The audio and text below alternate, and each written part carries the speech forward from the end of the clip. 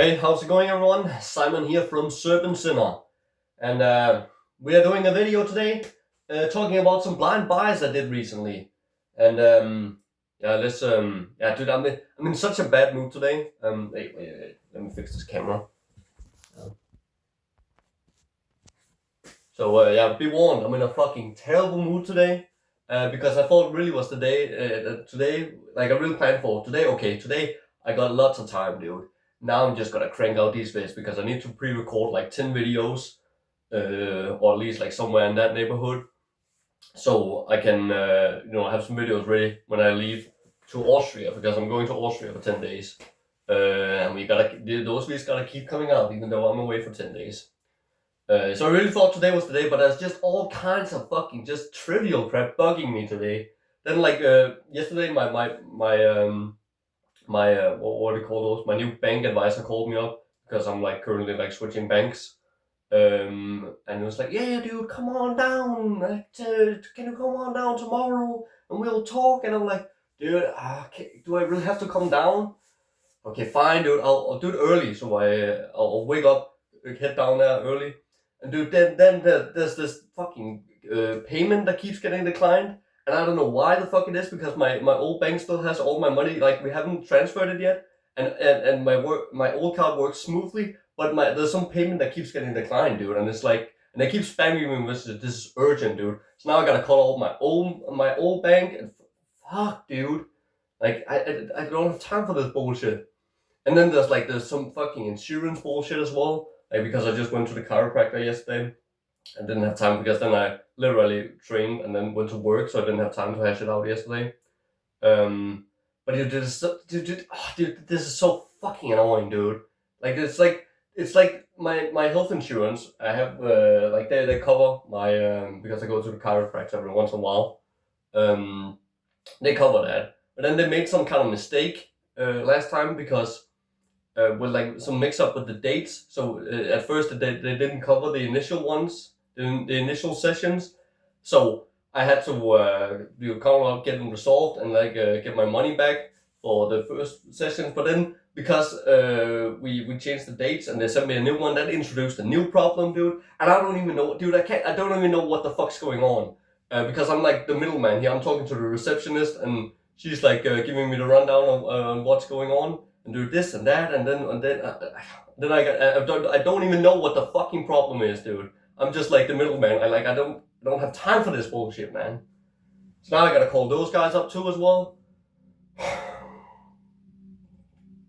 But anyway, I thought I would knock out a video, at least like one today. So yeah. We're talking about some blind buys I picked up recently, which I picked up at Malmö Massacre. When I was there this weekend, I was just like doing some old school, I guess kind of shopping, just shopping by the cover. And the reason why, like, you might be wondering, like, why are you doing like blind buys? Like, couldn't you just have done the usual, where you just put it up on your phone and just like, oh, cool, you know? But I was just like. I just like every once in a while I just enjoy the thrill of like a blind buy. This is actually the first time I've done it for death metal. I usually only do it for heavy metal and thrash metal, and like some classics. I like to like pick them up blindly on vinyl. If it's like a classic album that I haven't heard yet, I was like, okay, some things you're just meant to hear on physical for the first time. But yeah, I did some for death metal. I was just browsing, and I was just picked up covers that really like stood out to me. These are all like pretty cheap ones. Well, this one's all like normal price, or it used to be normal price for a CD, like 10 euros. Yeah, no, 12 euros. I don't think that's quite right. Anyway, so this is like this cover just really stood out to me. I like really like the vibrant colors in it, but yet it looks like death metal. It just looks like nasty. It has like a bit of I guess what do you call those? A Gabriel C. Byrne like quality to it. The way it's like drawn, it's like there's color on it, but it just looks like kind of like nasty, and there's like lots of things going on in the cover. So I just thought this looked awesome. I was like, dude, I really want to hear what this sounds like. And I really liked it too. It's like what do you call this? Sort of like emulation-esque kind of death metal. You know, it's more about the overall vibe and the atmosphere of the song. It isn't like like they're just popping those like heavy sounding kind of catchy riffs at you all the time. It's more about like how the song like progresses from one riff to another, and how like the overall like so it's about the bigger picture here. And yeah, there's some great stuff, man. I really enjoyed it. Like for each of these ones, I've given them like 2 listens each, to kind of like make it sort of fair. And this just like I guess my initial kind of thoughts on this. There's no lyrics, and this pressing is kind of like whack. There's like no spine text either. But I really like this. There's some extra art on the disc here. Or you can actually better see it in the tray. Cool stuff, man. Really cool. So yeah. I've given it 2 listens. So let's see if this album passes the riff test. I realize this is a bit unfair because the other 2 I listened to like in the last couple days, and this one I actually listened to last like a week ago. So I actually did went in and listened to the first song again just before this video, just to make it a bit more fair. Can I remember a fucking riff from this? Like I gotta hum your riff. Hang on. How does it go again?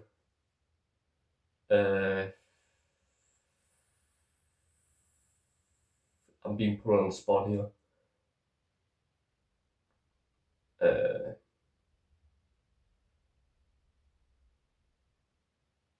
Dude, how does that go again? Dude, I had it like on the tip of my day. God damn it. Alright, this was a fail. Alright. Anyway, this doesn't. But the point is, it's got catchy riffs, and you can learn it. But it's just not like jumping. The riffs aren't like jumping out at you in this one. It's a bit more melancholic, or a bit more of an atmospheric kind of listen. But really good album. I enjoyed it, and yeah, these guys are from Germany. And when did this album actually come out? Dude, can I just where is it? Where did they put the date? Isn't there like a copyright thing on here? I have no idea. But it sounds like very 90s. I'm guessing this is like maybe like probably because this one's like not a lot of people know about it, so it's probably like late 90s. Because it isn't like the brutal shit, bro. Well, it's brutal, but it's definitely not all. It's probably like late 90s, like 98 or something like that. I'm guessing. And next up we got Thornsbreed with the Splendour of the Repellent. And this is an album, I do remember this one is from 2003, right? I'm pretty sure it's from 2003 because it's the 3rd release from Animate Records. It says right here 2003. So this one I actually first saw because I picked up that Cephalic Blasted into Luminacy disc, and there was a card in there for the upcoming release on Animate Records. And I just this cover just like stood out to me, and then I was like, dude, like just shopping in the like just looking for a bin, and this one's I saw this cover. First I didn't make the connection. I was like, dude, this cover seems familiar, and I kind of like flipped past it. But then later on I remembered, oh dude, it's this album. I was like, okay, I'm actually kind of interested, like because then I took a second look, and it's only for sale for like €6, so like really cheap. So I was just like, dude, let me pick this up. Like this is probably like a bit of a gamble. It's like a 50-50. I might like this, or I might not. I just like the cover because it's well, I don't know if I like it because it just looks like kind of gross and nasty, and you're just like, oh, it makes you like think twice about putting it on, you know. And I just like that. So I feel like this has, because it also said like on the sticker black death metal. So I thought like this has the potential to be some good evil shit. So I was really excited to. This was actually the one I was most excited to check out because I had no idea what this was gonna sound like. So I put it on, and it's like, dude, it's just like very technical death metal. Like I hardly hear any black metal in it at all. Like maybe there's like a tremolo riff here and there, but it's like the vocals are very death metal. It's like all just like I don't know what to compare it to. It's like it reminded me a lot of that cephalic, except it just didn't have like melodies. Really like the thing about cephalic that was really like standing out was that it was blasting and fucking fast paced as fuck, but it had like melodies and those like kind of like classical. Like another guy commented on that video that it had like a classical harmony quality to it, which is like, oh, you actually hear this a lot. Like it reminds me a lot of classical music, and it's really well done. So that was like stand out. But this is just like the riffs don't really go anywhere. It doesn't grab me at all. Like it spread a little bit too thin, trying to do too many things at the same time.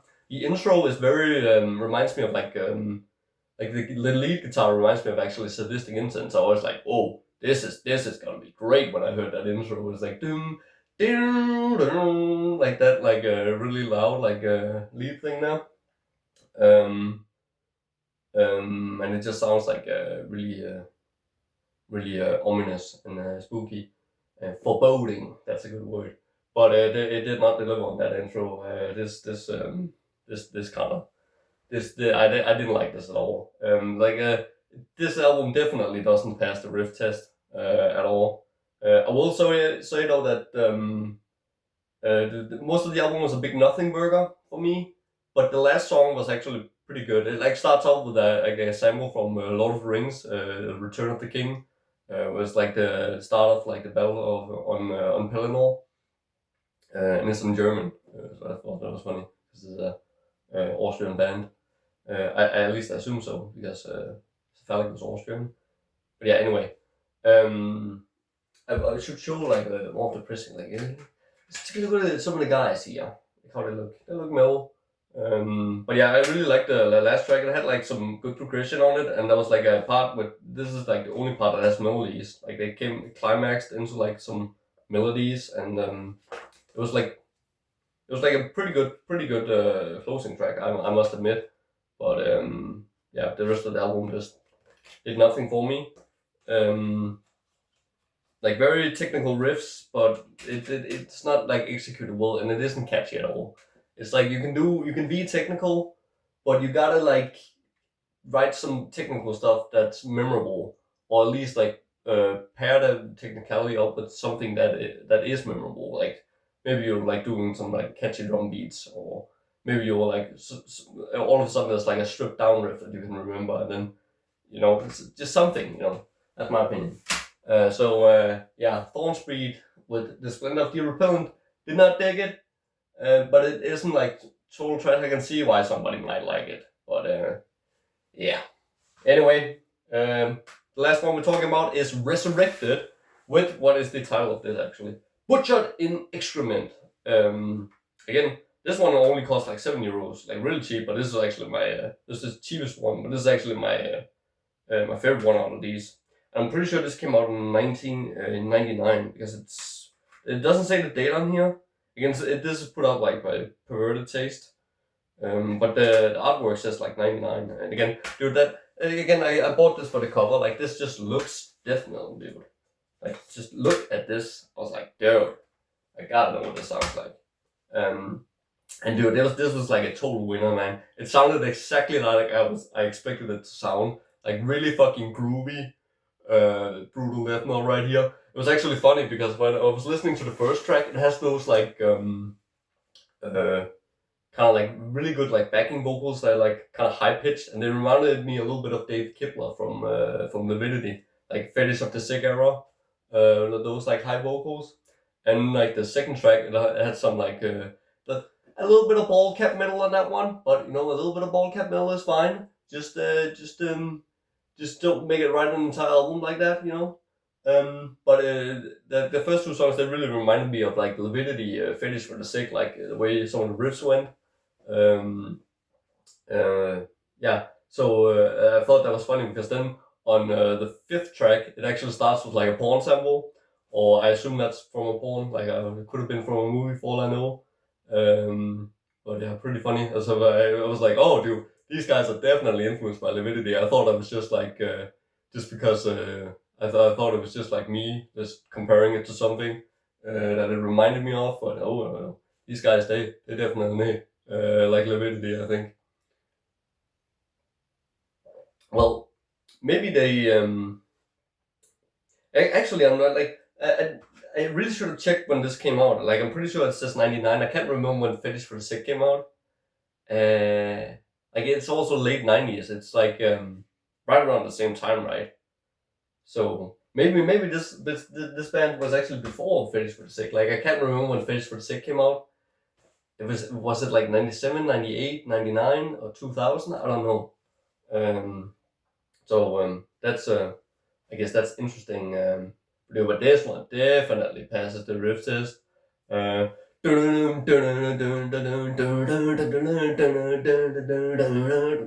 Lots of catchy riffs on this one, dude. I believe that riff was from actually the 5th track. Like really fucking catchy, man. And dude, the first one has a really like catchy fucking riff as well. I don't remember how that one goes right now. But again, it's like only the second listen, because it's like a lot of guys say like you should be able to hum a riff after you've listened to it once. But it's like, dude, for this style of music, it's really like a bit unfair. Like it's not like a lot of this stuff is not easily digestible. Catchy like pop music is. That I would say if it's catchy, you'll remember something from the song like after the first listen. But this is like, a bit harder to digest, and like sometimes you don't absorb it on like the first listen because you're not in the mood for it, or like you didn't expect, like maybe the production is a little bit outside your wheelhouse, and you just gotta like adjust to it a little bit. So I really think after like the second listen, if you can't hum a riff and it ain't catchy, yeah. But yeah, dude, I'm really pissed off that I don't remember the riff from the first album. But then again, like I listened to it twice, like on Monday, and today's like twice last Monday, and today's Tuesday. So like 8 weeks since I listened to it. So it's like a bit unfair because like this one I heard first like last night, and I listened to it on my way to the bank today. And then this one I listened to like Sunday, So these are like very fresh in my memory. But yeah, that's it. Dude, it's just fun doing blind buys.